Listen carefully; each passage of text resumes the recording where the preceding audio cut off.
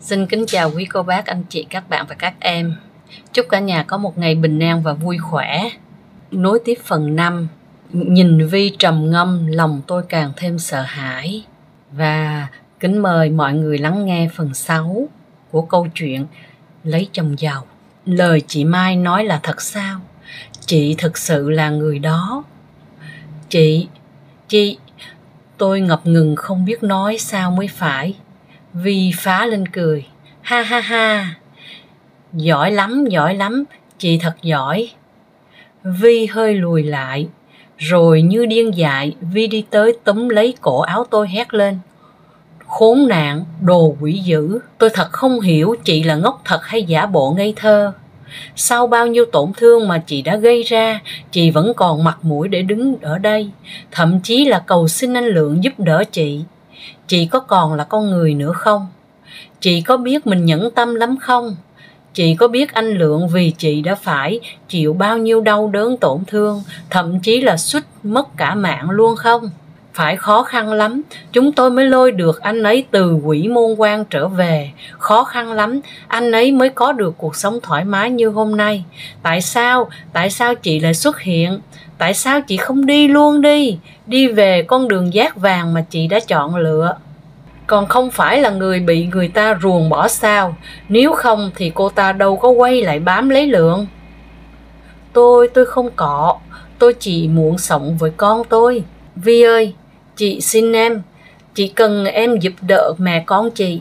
Sau phiên tòa, mẹ con chị sẽ lập tức rời đi ngay. Vi không đáp, chỉ nhìn tôi đầy xem thường chán ghét. Rồi như nghĩ ra điều gì đó, Vi đột ngột xoay người chạy nhanh về phía nhà chính. Tôi định đuổi theo thì bị quả đen ngăn chặn lại. Tôi sẽ khiến cô phải trả giá, đến lúc cô trở về nơi thuộc về mình rồi đó. Nói xong, Mai hiên ngang rời đi, vẻ mặt khinh khỉnh vô cùng đắc ý. Chẳng thèm so đo để ý với ả, tôi liền vội vàng chạy đuổi theo. Nói là chạy, chứ thực ra tôi cũng chỉ đi nhanh hơn bình thường một chút để đảm bảo an toàn cho cu Bon. Mới bước chân gần đến cửa phòng, tôi đã nghe thấy tiếng cãi vã từ trong phòng truyền ra. Anh nói đi, chuyện này là sao? Chẳng phải em vừa biết hết rồi còn gì? Anh không có gì để nói. Không có gì, hay cho câu không có gì. Anh muốn em tức chết có phải không Lượng? Vi, anh nghĩ chúng ta đã nói rõ ràng mọi chuyện với nhau rồi đúng không? Chuyện này em giúp cũng được, không giúp anh sẽ tự làm. Em ra ngoài đi, anh đang phải làm việc. Anh! Choang! Tiếng thủy tinh rơi vỡ trên sàn nhà. Vi dậm chân, bực tức kéo cửa bước ra ngoài rồi đóng sầm lại. Quá bất ngờ, tôi cũng không kịp trốn đi, đành đứng ngay ra. Thấy chúng tôi cãi nhau, chị vui lắm có phải không? Tôi mà khóc thì người khác đừng hòng cười, chị nhớ đấy. Vi huýt vai tôi rồi bỏ đi. Cu Bon đang ngủ bị giật mình khóc ré lên. Sợ thằng bé làm phiền Lượng, tôi vội vàng ôm con xuống nhà dưới. Những ngày sau đó, Vi đều tỏ thái độ ghét tôi ra mặt. Mỗi việc có tôi tham gia làm, cô nàng đều tìm cách bắt lỗi. Cái này không được, cái kia không được, rồi bắt mọi người làm lại. Khác hẳn với Mai, Vi không hề chửi bới hay đánh tôi một cái. Cô ta chỉ nói thôi cũng khiến mọi người dần xa lánh tôi. Cũng may là bên cạnh tôi vẫn còn bác Thủy ở bên giúp đỡ. Buổi trưa ngày thứ 3, khi tôi đang dỗ con, bác Thủy đi xuống nói Vi muốn gặp tôi. Nhờ bác trông con giúp, tôi không dám chậm trễ, chạy vội lên phòng Vi. Cốc cốc. Vào đi, em gọi chị có chuyện chí rửa. Chị ngồi đi. Vi đưa tay chỉ vào chiếc ghế. Tôi vào thẳng vấn đề luôn nhé. Chắc chị biết tôi và anh Lượng đang quen nhau. Tôi không muốn vì ai, vì bất kỳ một người nào khiến quan hệ của chúng tôi rạn nứt. Vì thế, tôi sẽ giúp chị. Tuy nhiên sau vụ kiện này, mẹ con chị phải rời bỏ nơi đây, tránh thật xa anh Lượng. Chị làm được không? Chỉ cần em đồng ý giúp, em muốn gì chị cũng đáp ứng. Vậy thì chị về được rồi đó. Ngày diễn ra phiên tòa, Lượng cùng tôi, Vi và một luật sư cùng nhau đến tòa. Phiên tòa kết thúc không ngoài dự đoán. Coupon được tòa phán cho tôi nuôi. Người nhà Hiếu tuy bức xúc với quyết định của tòa, nhưng cũng không làm gì được, đành nuốt cơn dữ ra về. Rời khỏi tòa, chúng tôi lên xe chờ về. Tôi cũng biết thân phận của mình nên cứ đứng chờ mọi người lên hết rồi mới lên. Nào ngờ trong lúc lơ ngơ đang chuẩn bị bước lên xe, chẳng hiểu mẹ con Hiếu và con Thư từ đâu chạy ra túm lấy tóc tôi mà đánh tới tấp. Quá bất ngờ, tôi chỉ biết kêu lên họ đừng đánh nữa. Đáng tiếc dù tôi có van xin họ ra sao, họ vẫn tàn nhẫn cầm tóc tôi giật ngược về phía sau mà đánh. Dừng lại! Lượng chạy xuống, đẩy mạnh hai người phụ nữ kia ra khỏi người tôi, giận dữ quát. Các người có thôi ngay đi không? Thằng kia, mày tránh ra, chuyện gia đình tao để tao xử lý. Con ôn vật kia, mau đem cháu trả lại đây cho tao. Chuyện nhà bà, nực cười, tôi nhớ không lầm, Liên và nhà bà đâu có quan hệ gì đâu. Loại con gái như nó, nhà tao không thèm có quan hệ. Mày bảo nó mau trả coupon cho tao. Bà không phải đã mắc bệnh tuổi già hay có vấn đề thần kinh đó chứ? Hay bà không nghe hiểu tiếng người, không hiểu lời tòa án vừa phán? Vi mỉa mai. Tôi nhìn Vi đầy cảm kích. Thật không ngờ Vi lại nói giúp tôi. Mai ở bên không vui kéo tay Vi. Con ranh kia, bà đánh chết mày. Mày nói gì ai già, ai thần kinh hả? Vi vênh váo đưa mặt lên, nói với giọng điệu đầy thách thức. Bà có giỏi đánh tôi đi. Đây, tôi đưa mặt cho bà đánh luôn đó. Nè, đánh đi, đánh đi. Lượng đưa tay kéo Vi ra phía sau, không cho cô nàng tiến lên. Đứng chắn trước mặt để bảo vệ cô. Vi không chịu thua, cô nàng vẫn cố ló mặt ra thách thức. Có ngon bà lên đây bà đánh tôi nè. Bà già chua ngoa. Mày con ôn kia, mẹ Hiếu tím giận mặt, tức giận muốn lao đến tát bốp vào cái bản mặt đang nhe nhởn thách thức bà kia. Bà vừa lao lên, liền bị Hiếu chạy từ phía sau giữ lại. Hiếu thở hồng hộc, mỏi mệt nói, mẹ, không được đánh, không được đánh. Hắn thì thầm vào tai mẹ và vợ điều gì đó. Hai người kia nghe xong, liền kinh ngạc nhìn về phía chúng tôi. Các người cứ đợi đấy. Mẹ Hiếu nói xong hầm hực bỏ đi. Được rồi, thôi về đi. Cô lên trước đi. Lượng mở cửa cho tôi lên ghế trước, đóng cửa lại rồi mới đi vòng sang bên kia mở cửa ngồi vào xe. Lên xe trở về nhà, vừa bước xuống xe tôi đã thấy bác Thủy bế coupon, bên cạnh là 2 túi hành lý. Tôi cứ ngỡ là bác định đi đâu cho tới khi Lượng hỏi. Bác Thủy, bác định về quê ạ? Không. Thế hành lý này? Còn của ai ngoài mẹ con cô ta? Việc thì cũng xong rồi, cô ta còn lý do gì mà ở lại? Đồ đạc tôi cũng cho người thu dọn hộ chị luôn rồi. Đây là 4 triệu, chị cầm lấy tiêu tạm. Sau kiếm việc gì mà làm nuôi con? Tôi đón coupon từ tay bác Thủy, vui vẻ trêu đùa với con. Mai không ưa tôi cũng đoán trước được việc này nên cũng không thấy bất ngờ gì cả. Chị cảm ơn em nhiều lắm. Cô quên chúng ta còn bản hợp đồng à? Trong bản hợp đồng có một điều khoản, cô phải liền làm việc cho tôi trong 5 năm. Nếu không làm đủ thời hạn, cô phải trả cho tôi 50 tỷ đó. 50 tỷ? Lấy đâu ra em trả? Tôi mở mắt to nhìn Lượng. Cái gì? 50 tỷ? Anh điên à anh Lượng? Số tiền lớn như vậy đừng nói là cô ta, ngay cả chúng ta cũng không có. Ý anh là cố tình phải không? Anh cố tình giữ cô ta lại mà. Chát. Khốn khiếp, cô dám lừa tôi. Vi rít lên. Tôi ôm chặt lấy con, cố gắng chịu đựng cảm giác đau rát từ má truyền tới. Cháu không sao chứ? Dạ, cháu không sao.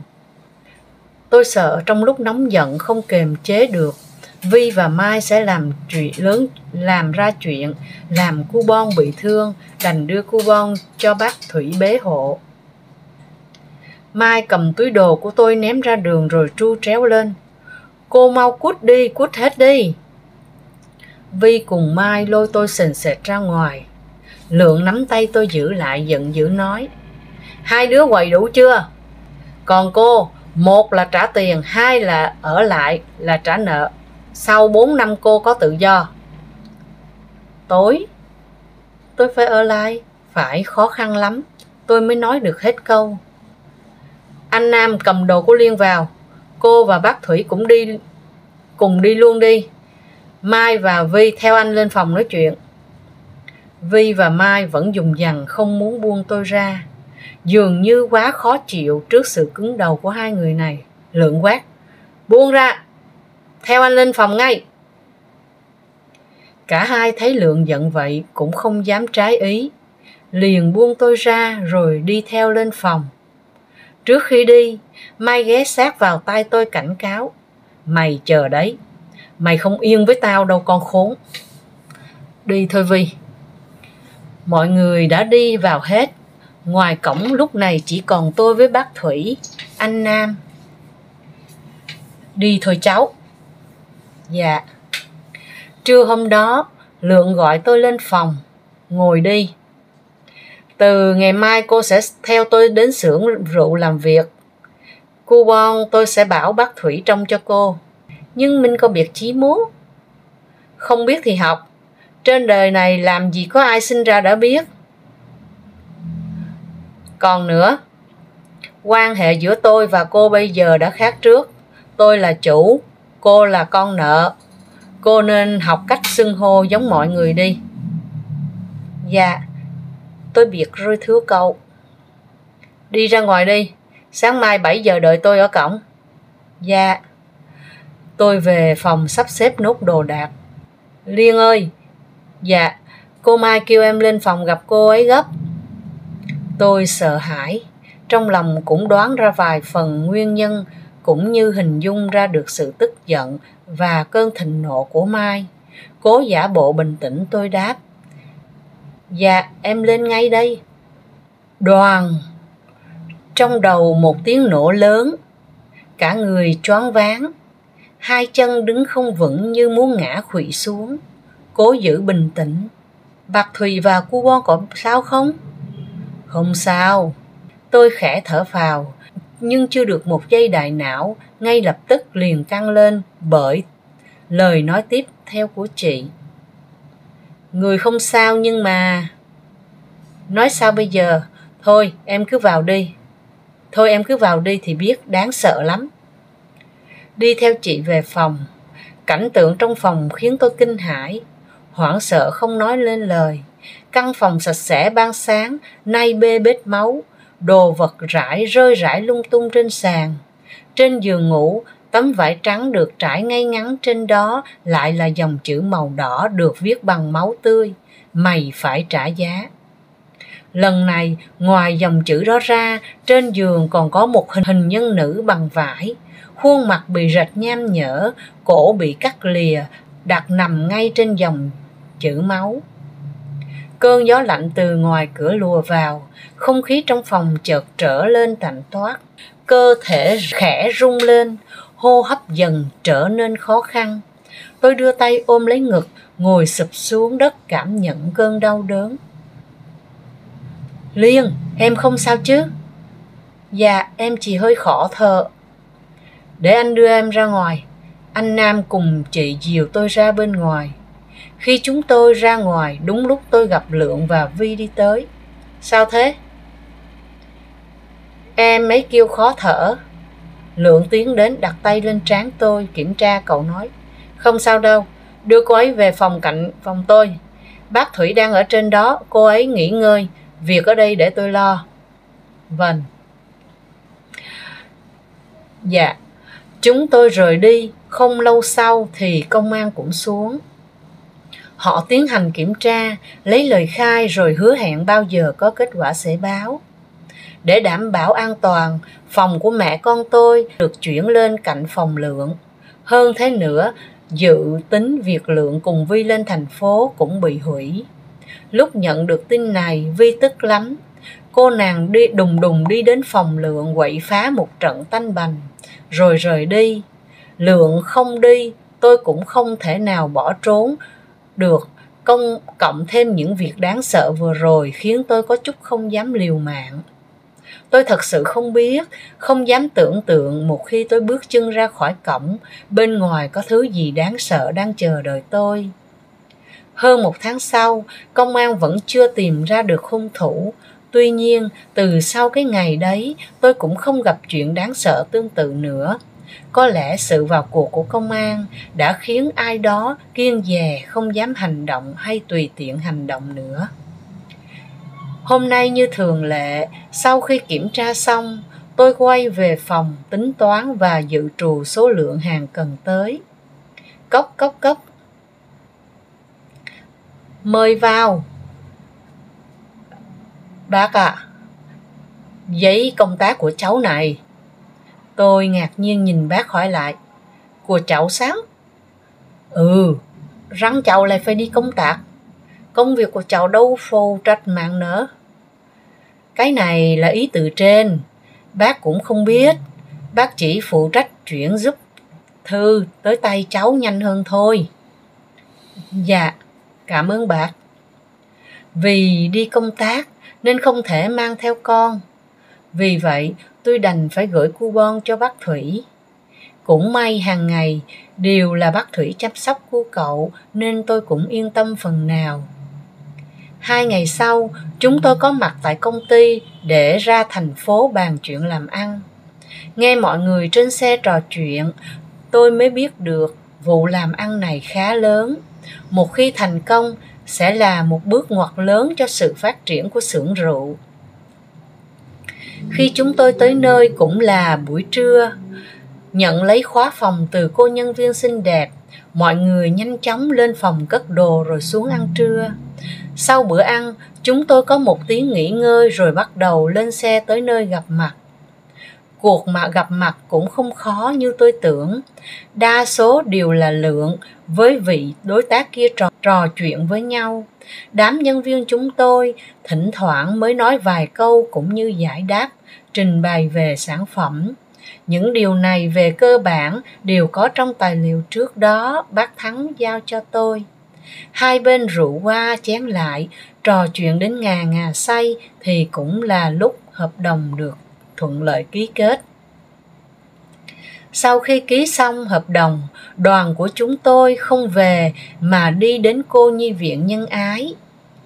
Đón tiếp chúng tôi là chị Lê. Chị Lê là một người phụ nữ ngoài 50 tuổi, gương mặt phúc hậu. Chị cười mang lại cho người đối diện cảm giác ấm áp thân quen. Sau màn chào hỏi, chị dẫn chúng tôi đi tham quan một vòng quanh cô nhi viện. Đi được nửa đường, một người phụ nữ dáng người hơi béo, tóc đã điểm bạc, nặng nhọc chạy đến. Chị Lê, có chuyện không hay rồi. Bé Cường, bé ấy trốn ra ngoài rồi. Cái gì? Trốn ra ngoài? Vâng, em hỏi bọn trẻ rồi. Bọn trẻ bảo thấy bé Cường lén chui qua lỗ nhỏ phía sau chạy ra ngoài. Mau bảo mọi người ra ngoài tìm đi. Thằng bé này thật. Chị Lê có chuyện gì vậy? Lượng lên tiếng. Chị Lê xoa xoa tay khẽ nói. Thằng bé này kể ra cũng tội nghiệp. Nhà nó ở trên ngọn núi kia kìa. Bố mất từ khi nó mới lọt lòng. Mẹ đứa trẻ không đi thêm bước nữa. Hai mẹ con cứ lủi thủi sống qua ngày trong căn nhà nhỏ. Lâu dần tính cách thằng bé cũng trở nên cổ quái không giống ai. Cứ lầm lì lì, ai hỏi cũng không nói. Sau này thì mẹ nó mất. Họ hàng ai cũng phải chăm lo con cái của mình, nên không ai muốn nhận nuôi thằng bé. Vì vậy đã gửi thằng bé xuống đây. Thằng bé xuống đây ở cũng được gần tháng rồi đó. Nhưng mà nó chẳng hề nói với ai câu nào. Cả ngày chỉ im lặng, ngồi một góc nhìn về phía ngọn núi, nơi hai mẹ con nó từng sống. Chị Lê mới kể đến đây, người phụ nữ kia lại gấp gáp chạy vào. Chị Lê ơi, không hay rồi. Bọn em có hỏi vài người trên chợ, họ nói thằng bé đi lên núi rồi. Lên núi? Vậy thì còn không mau đi tìm, mau báo với trưởng thôn, nhờ mọi người trong làng tìm giúp. Trời sắp tối rồi, không còn nhiều thời gian đâu. Chị Lê mặt đầy lo lắng, gấp gáp quay sang nhìn chúng tôi ái ngại. Thật ngại quá, hôm nay chúng tôi có việc gấp, không thể tiếp đãi mọi người chu đáo được. Không sao, nếu chị không ngại thì chúng tôi có thể giúp chị một tay. Ồ, như vậy thì quá tốt, cảm ơn mọi người trước. Chúng tôi chia nhau ra tìm hai người một nhóm. Chẳng hiểu vô tình hay cố ý mà Lượng lại xách tôi cùng nhau đi với anh. Chúng tôi đi bộ men theo con đường nhỏ, hai bên đường đầy cỏ dại. Vừa đi vừa gào to, Cường ơi, em ở đâu? Tiếng gọi vang vọng trong không trung, không một lời hồi đáp. Chúng tôi cứ tìm mãi đi tìm đến tận khi trời tối vẫn không thấy bé Cường đâu. Trên trời đột nhiên có một cây pháo sáng bắn lên. Đây là tín hiệu chúng tôi thống nhất sẽ phát ra khi tìm được Cường. Tìm được rồi, chúng ta quay về thôi. Con đường mòn sỏi đá càng về tối càng khó đi. Thỉnh thoảng trên đường còn xuất hiện một vài hòn đá chắn ngang khiến tôi suýt ngã. Sau mấy lần suýt vồ ếch, Lượng dứt khoát nắm lấy tay tôi từ từ dẫn dắt đi về phía trước. Phía dưới chân tôi chợt nhói đau. Có thứ gì đó trơn trơn mềm mềm đang từ từ bò qua. Lượng lia đèn xuống phía dưới, hai mắt tôi mở to, thật không dám tin thứ vừa bò qua chân tôi là một con rắn. Lượng vội ra dấu cho tôi im lặng. Quá sợ hãi, tôi cũng chẳng dám kêu la. Mình chỉ sợ nếu mình mà kêu lên bây giờ, con vật ghê tởm kia quay lại cắn tôi, thì tôi chết mất. Con rắn trườn đi rất nhanh. Lượng cúi xuống, dùng tay xé rách chiếc áo trắng đang mặc. Cậu cúi xuống dùng miếng vải trắng buộc chặt vào chân tôi. Đừng cử động. Lượng ôm lấy tôi đặt lên tảng đá lớn gần đó. Lia đèn pin ra xung quanh, Lượng nói, cầm lấy. Tôi ngoan ngoãn cầm lấy đèn pin. Từ trong túi, Lượng rút ra một con dao rọc giấy, lưỡi sáng loáng, sắc bén đến chói mắt. Cố chịu đau. Lưỡi dao cứa vào da thịt, máu từ từ chảy ra. Lượng dùng tay ép mạnh đẩy máu độc ra ngoài. Đại khái sau 10 mấy phút gì đó, vết thương của tôi về cơ bản đã được xử lý xong, không còn nguy hiểm đến tính mạng nữa. Tôi đi cà nhắc, lết từng bước trên đường đất hẩm bẩn thỉu. Chưa được vài bước, Lượng trực tiếp vòng lên phía trước, ngồi xổm xuống, lưng hướng về phía tôi. Tư thế này không phải là cậu ấy muốn cõng tôi đấy chứ. Lên đi. Hả? Đầu óc vẫn còn chưa thông hả? Chân cô vậy sao đi lên được? Còn không mau, nếu không chúng ta sẽ không về kịp đâu đó, sẽ bị lạc đó. Nghĩ đến cái cảnh đêm nay phải ở trong rừng, giữa cái nơi hoang vu, toàn một màu đen tối này, tôi khẽ rùng mình, không chần chừ chút nào, đành phải trèo lên lưng Lượng. Đường đi vốn đã khó khăn, bây giờ Lượng lại phải cõng thêm tôi, càng thêm khó khăn. Nặng lắm phải không Lượng? Lượng không khách khí, liền đáp, quá nặng. Câu nói kia khiến tôi gần như á khẩu. Mãi một lúc sau mới dám mở miệng hỏi một câu ngu ngốc, không thể nào ngu ngốc hơn. Trượt đây, cầu cùng tưng cộng minh như rửa. Cầu hận tôi lẩm phải không? Không gian chợt rơi vào yên tĩnh. Tôi cũng không biết vì sao. Vào thời khắc này, bản thân lại đi hỏi một câu ngu xuẩn như vậy. Mình xin lỗi. Mình biết, giờ ni có nói chi cùng đà muộn. Nhưng thật sự, mình vẫn muốn nói câu xin lỗi với cậu. Mình hát cho cậu nghe hỉ. Tôi cố gắng kiếm chuyện để làm dịu bớt đi bầu không khí trầm mặc nơi đây. Lúc đầu Tôi chỉ hỏi chơi chơi thôi, không nghĩ tới Lượng lại trực tiếp đồng ý. Đâm lao thì phải theo lao, đã mở miệng kêu hát, giờ này mà không hát thì thật chẳng ra làm sao. Hết cách, tôi nhắm mắt, hát bừa một đoạn nhạc. Chẳng hiểu ma xui thế nào lại đi hát một đoạn nhạc thê lương không thể thê lương hơn. Hôm nay, dành hết lỗi lầm để chia tay, tình ta từ nay vỡ đôi, một dòng nước mắt lăn qua môi, ngọn cỏ ven đường làm sao với được mây. Chẳng hiểu sao, khi đến hát đến khúc này, hai mắt tôi đã nhòa đi, một hàng nước mắt lăn dài trên gò má, rơi xuống chiếc áo sơ mi trắng của Lượng. Trong màn đêm tĩnh mịch, tiếng hát vang vọng xa xa rồi dần im bặt. Chúng tôi đi thêm một đoạn nữa, liền bắt gặp mọi người đang nháo nhác, định đi lên kiếm chúng tôi. Sếp, anh không sao chứ? Không sao, cô Liên bị rắn cắn. Mau đưa cô ấy về, cô Nhi, ở đó có bác sĩ. Băng bó xong, chúng tôi được chị Lê dẫn lên phòng ngủ. Cả đoàn ở đấy một buổi tối rồi lên xe về. Không biết có phải do mình ảo tưởng, chỉ là kể từ ngày đi lên thành phố về, tôi vẫn luôn có cảm giác hình như có ai đó đang theo dõi tôi. Vài ngày sau, để ăn mừng việc ký kết hợp đồng thành công, công ty có tổ chức một buổi lễ ký kết. Nghi thức buổi lễ tiến hành long trọng hơn bao giờ hết. Hai người đại diện của công ty lần lượt bước lên trên bục tiến hành ký kết trước mặt mọi người. Tiếng tạch tạch của máy ảnh không ngừng vang lên. Theo phân phối, tôi và một chị gái trong công ty mặc áo dài đỏ thướt tha cầm hoa đi lên. Sau màn tặng hoa, chúng tôi đứng lại cùng nhau chụp một bức ảnh.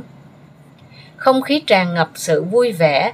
Đột nhiên từ trên cao, một vật thể lạ rơi bộp xuống đất. À! Tiếng ai đó hét lên thất thanh. Tiếng người huyên náo ồn ào. Trên sân khấu, một thân người từ từ ngã xuống. Dòng máu đỏ tươi từ từ nhiễu xuống tấm thảm màu trắng, trông thật chói mắt. Phần 6 đến đây là hết. Hẹn gặp lại quý vị lúc 5:30 sáng ngày mai. Xin chào.